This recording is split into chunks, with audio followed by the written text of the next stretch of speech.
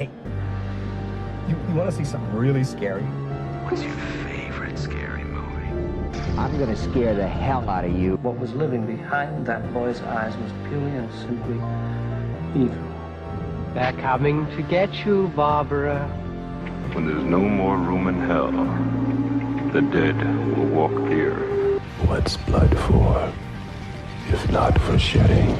Welcome to Fright Night.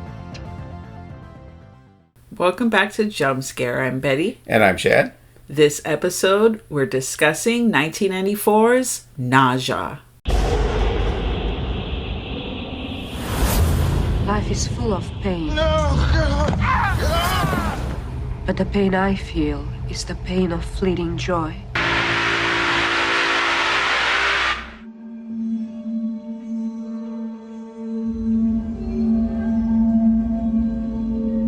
We have come for the body of Count Voivoda Arminius Ceausescu Dracula.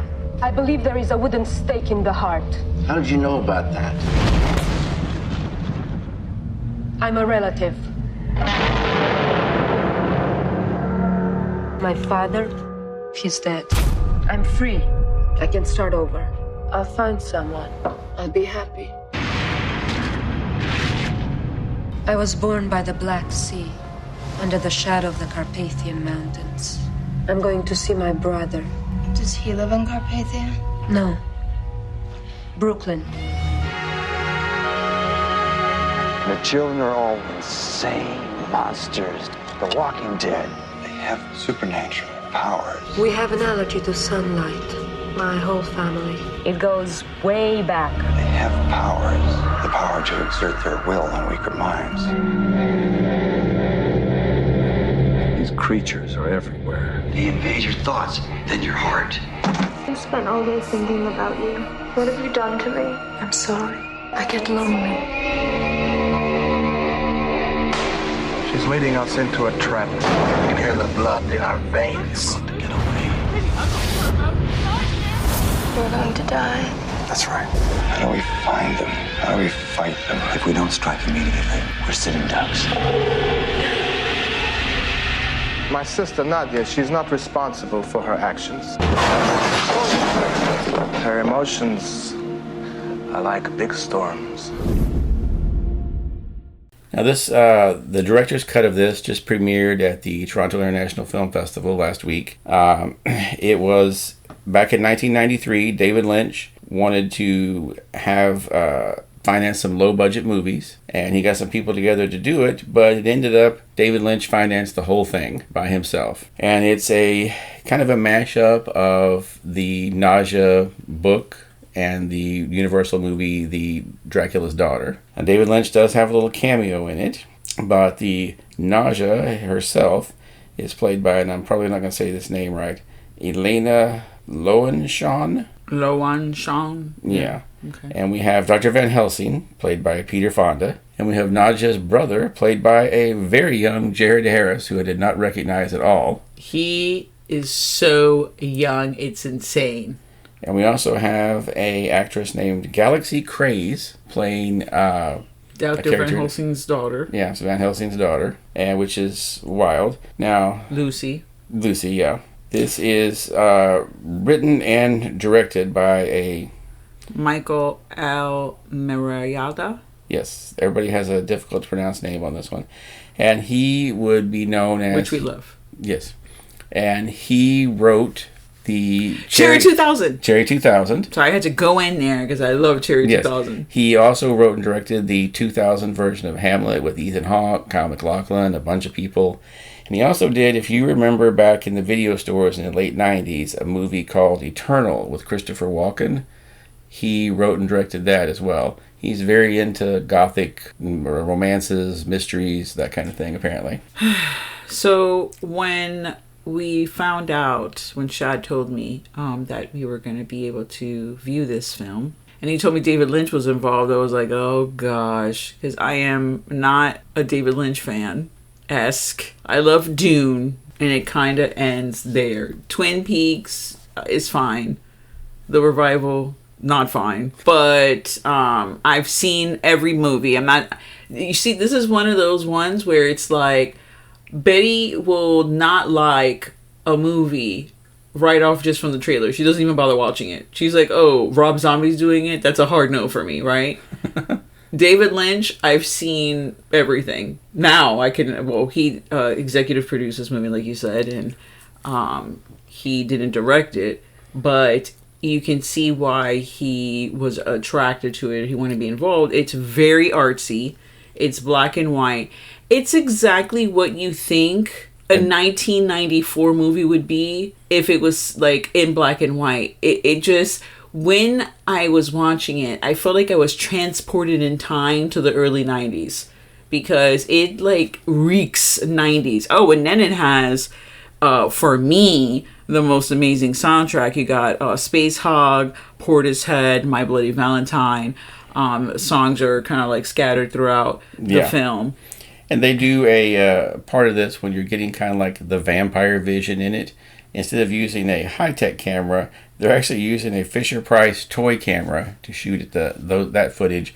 And it gives it a digital kind of pixelated, grainy... Pixel vision. Yeah, gives you the pixel vision. And it was filmed in 35 millimeter. Yeah, and that's kind of a clever... You know, I'll say this, when they restore these black and white prints of anything and put them in 4K, they look amazing. Yeah, the film looks fantastic. It looks so crisp and clean. It's almost a little too clean in those scenes. I kind of wish it was a little grittier because it's so crisp and clear. It makes it look like a way higher budget production than what it was. So, and this is true for the, I have like one of the 4Ks of the original Dracula from 1931, and that thing looks like it was made yesterday. It's the way when they restored it, it looks so clear. And I know it has something to do with the black and white film stock and how it maintains its integrity over the years and that, but it looks amazing. Now, I don't really know. I'm going to make a huge assumption that we know that David Lynch, another reason why I wanted to cover this, because this is our kind of like David Lynch tribute, since we lost him last year. Yeah. And he loved music. So I'm sure he had either chose the songs himself or helped clear the way to get the rights to these songs, because these would have all been pretty expensive songs in 1994. You know, the lore of Dracula is kind of, this is set in New York City, which again, I love because I actually lived in New York City during this time frame.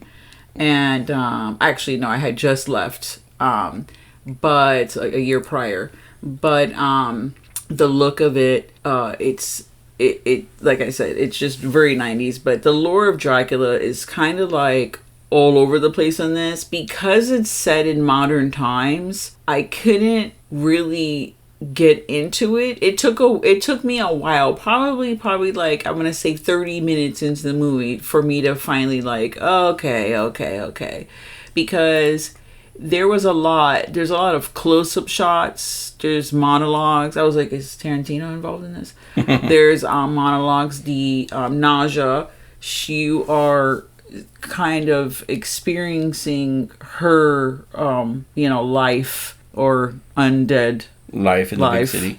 In the big city. Yeah.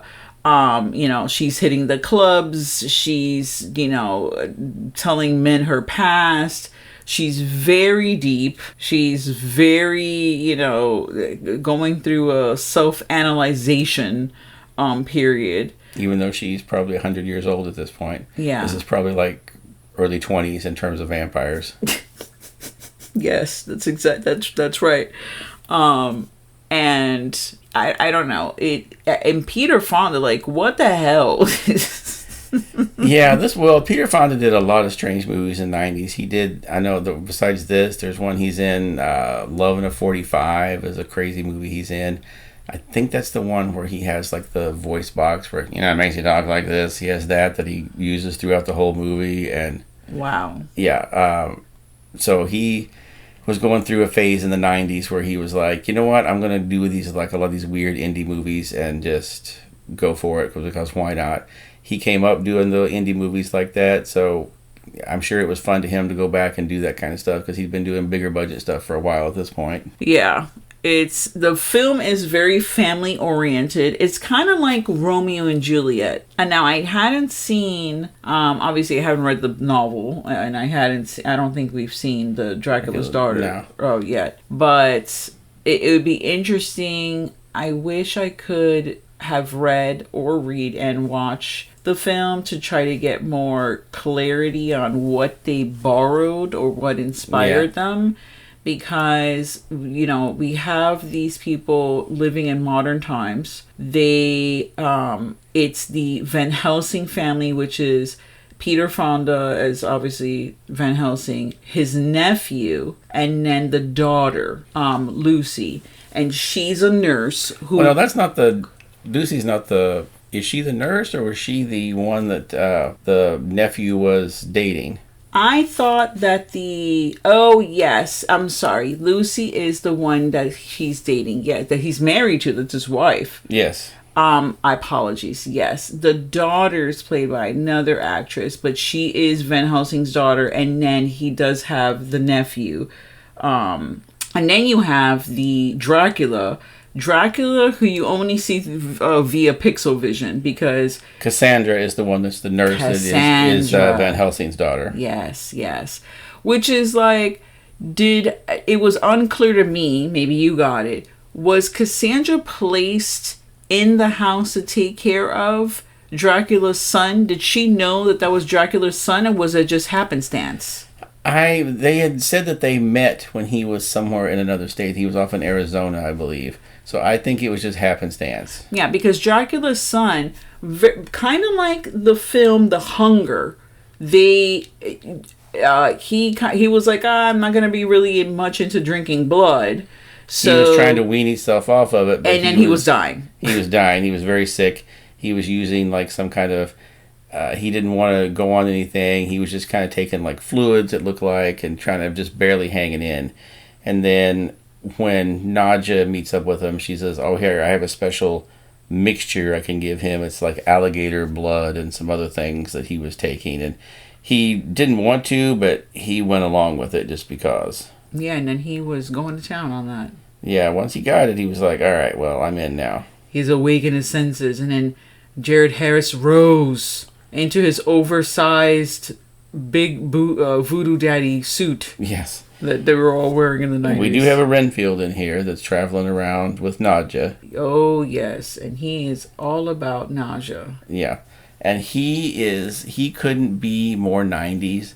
Like, he's got the 90s, like, a little bit longer hair that you can constantly flip back and for dramatic effect. He always sits in a chair with his arm over the leg, or of the armrest, his leg over the armrest.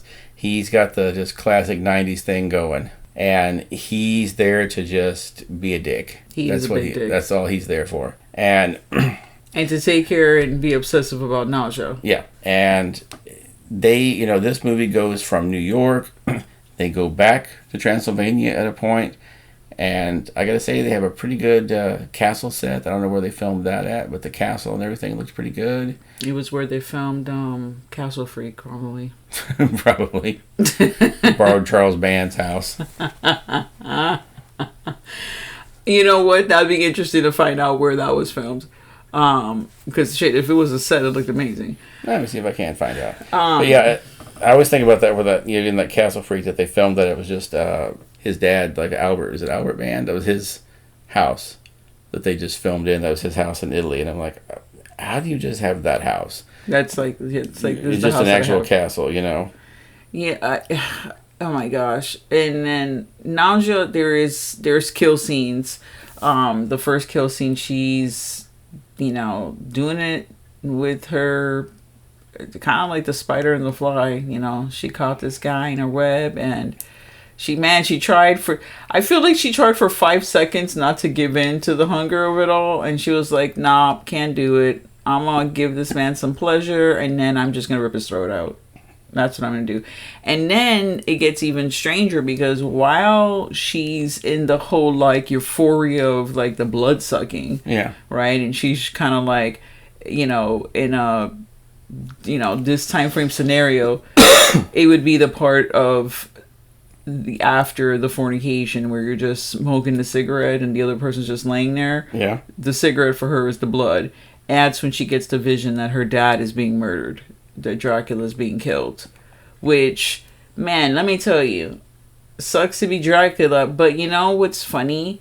That there's a whole scene with the morgue, which obviously that's when we see David Lynch in his kooky morgue attendant outfit. Oh my god. I found it. It was an abandoned cancer ward in New York City. Was used for Nadja's Transylvania castle. Whoa. So that was an old hospital that they were using for the castle. Okay. That's wild. Yeah. She sees her dad like getting murdered, and they go up and they go off to say like, oh, you know, Van Helsing's like, we have to get the body because he can come back alive. Yeah, if his head's not cut off and the body burned, then he can come back to life. Which is, you know, a lot of those older Dracula movies, like the Christopher Lee ones or whatever, they would pull the stake out of his heart and then he would come back to life. Yeah. He would rejuvenate. Yeah, and pop back to life. You throw him back in with the soil because he can't travel without it. That's like regenerative for him. Throw him back in the soil, and then he's gonna come back like the next night. Like, I'm refreshed. Like he went to the fucking spa. So they kept some of that lore in there, but we don't see him. He doesn't rise again. What I thought was very interesting, and mind you, this movie is extremely old, so I don't think there would be spoilers. So if you have not seen the movie or interested, turn off the podcast right now. All right. Okay. The ending is very John Malkovich.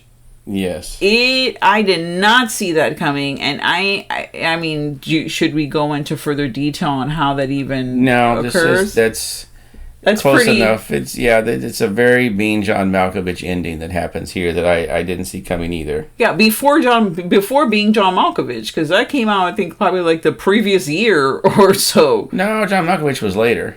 It was in the late 90s. It was 96, 97. Yeah. Okay, so I thought it was 95. I said previous year, 95, 96. Okay, so yeah, it came out after. So I was kind of surprised in that. I was like, oh, okay, that's very interesting. Weird, though, because Nadja's brother falls in love with Cassandra, who is the Van Helsing's daughter.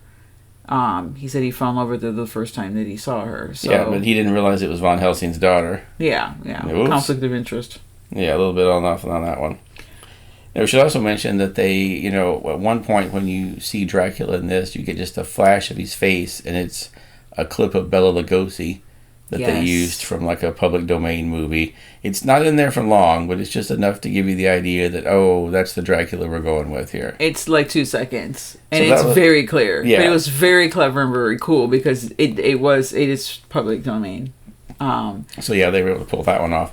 I also like the fact that they used chocolate milk for the blood because, of course, in black and white, it looks, it's the same thing like from Psycho where they used the chocolate syrup for the blood. Mm-hmm.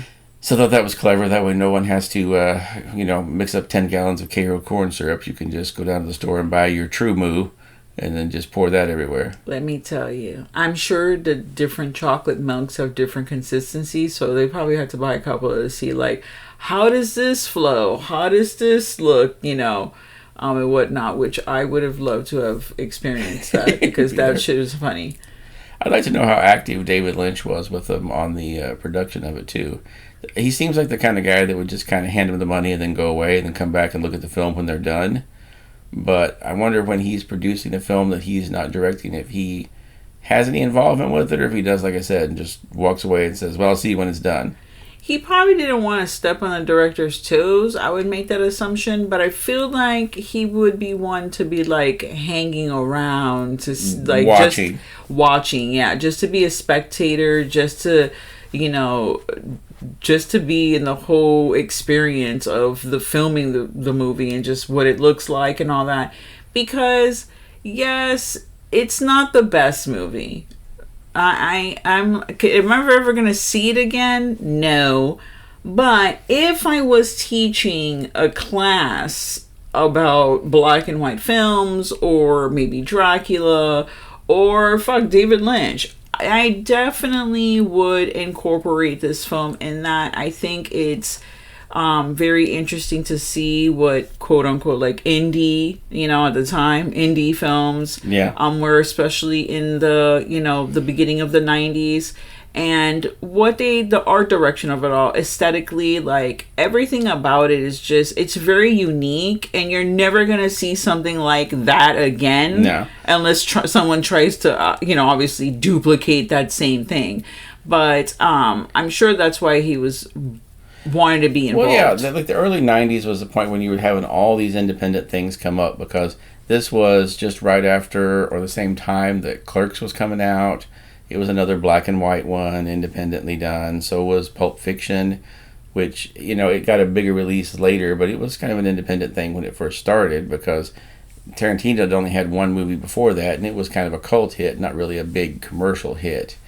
You were seeing all these kind of like indie things pop up in the 90s, and all these people were just starting out. Stuff like, what's his name, who did the Everybody Wants Some and all that. He had done that. Was it Slacker he did, I think, that came out in the early 90s? I think it was Slacker, yeah. And so you had all these people that were doing these, little hits, and especially ones that were in black and white, because it became kind of cool to shoot them everything in black and white. Yeah, it's so cheap. It's cheap, and like it looks super clear. Even on the VHS, it looked clear back at the time. So yeah, it was interesting, because this was a lot of stuff when I worked at the video store back in the 90s. You would see a lot of these movies come in, and some of them, they come in, you get 5 or 6 copies of them, and then they're just out constantly. And then we start getting a little bit more and a little bit more. This was in the days when those tapes cost $70, $80 a piece at cost. So you really had to be a big hit before they would start buying more. Yeah. So when you started getting extra copies of something, it meant it was really huge and people were demanding it a lot. So I can see where they'd want to jump on that bandwagon with it and see if they can't get them out, because, you put a little bit of money into something like this, it turns into be huge. Because back at the time, if Blockbuster buys 10,000 copies of it at $70 a copy, you've made a lot of money. Yeah. Well, definitely, should just catch it out just for the experience. This is going on my list, my invisible list of films to have in the background during a party. Yeah, this would be a good one. People would just stop by and be like, wait, what's going on? Okay, all right. Or you own a bar during Halloween season. This is something you're playing in the background. Yeah. This would be a good one. That would be definitely 2 cool things that you can just have, like, atmosphere, and then... I would give this, it's a 2.5 knives. It's interesting. It's worth watching just for this kind of the experience of it. And like a lot of these independent films that we've seen, it would definitely benefit from some editing and being a little shorter. Oh, for sure. I feel like that's the biggest flaw of a lot of the independent movies, is that no one steps in to say, yeah, can we cut this down just a little bit? I mean, I know you're an auteur and you're very cool, but 2 hours is a little long for this. Maybe we should cut it back to 90. You can't see past your nose when you're so involved in the things. Yeah. As a director, they're like, there's nothing I can do. The editor tries to do, as much as they can in editing room, but then you have either the producers or the directors like, no, you can't cut this, we can't cut that, and then it's a whole argument, and then you come out with that, and it's just too close to their hearts to kind of provide that edit, especially as a new filmmaker. Yeah, it's like you can't conceive. That's like saying, oh, let me just cut up your baby up. Like, they just can't do it. There's a great one of the Hellraiser comics that Epic Comics put out in the late 80s, early 90s, where they're literally in hell and they're making a baby, and they're like, oh, this is your baby? This is what you love? And they like start cutting parts off of it and everything until it's just like a faceless, horrible looking doll. And then the character just looks straight into the comic panel and goes, this is what it's like working in the printing or the writing and art industry. Wow. Like, they didn't even try to hide it. They were just like, this is what it's like. They just destroy your babies. Like, wow, they're a little bitter about that, but I can see that. Son was super bitter about that. Yeah. For the comic character to look out of the frame at you and be like, this is what it's like. That's a lot. That's a lot of stuff right there. I give it 2 cups of coffee. Oh, yeah. Well, that's appropriate for Lynch. 2 cups of coffee and 2 cigarettes. Sorry, 2 packs of cigarettes. Yeah, that's what I give this film. I did eventually start getting into it. If I had watched this film when it came out, okay, I probably would have loved this film. Also, I feel like I love the music, by the way, but if we remove the music and maybe put like 9 Inch Nails or maybe like Typo Negative music, you know, over it, you could also have this playing in like a golf club in the background. Like, yeah, that would definitely attract some attention there. Be like, what is this movie? This is awesome. Yeah, they would love it. I would have probably been obsessed with this film when I was a teenager, because let me just confess, if I haven't already, it's one of those things, you just love something when you're a teenager, when you're younger, right? And you see later on as an adult and you're like, man, this is fucking terrible. And that happened to me with Poltergeist: The Legacy. Every Saturday I was there watching this show, and I thought it was the fucking bee's knees. Then watched that as an adult, I was like, wow, I wasn't even doing any drugs at that time. What the fuck what was wrong with me? That's how little, because there wasn't streaming. There wasn't 1,000 things to watch on the TV. There wasn't a new episode literally back to back to back to back. You had to wait a week for the next episode. And then there wasn't a lot of content. So yeah, I was desperate. That and Mutant X, okay? Ooh, yeah, Mutant X that's a rough one. Yeah, I love that show. Some of that, and I was like, oh, that was not as cool as I remembered it being. Yeah, it's really bad. But thank you so much for joining us on this podcast, on this episode, and the podcast. Stay tuned to the horror. And now, folks, it's time to say goodnight. We sincerely appreciate your patronage and hope we've succeeded in bringing you an enjoyable evening of entertainment. Please drive home carefully and come back again soon. Good night.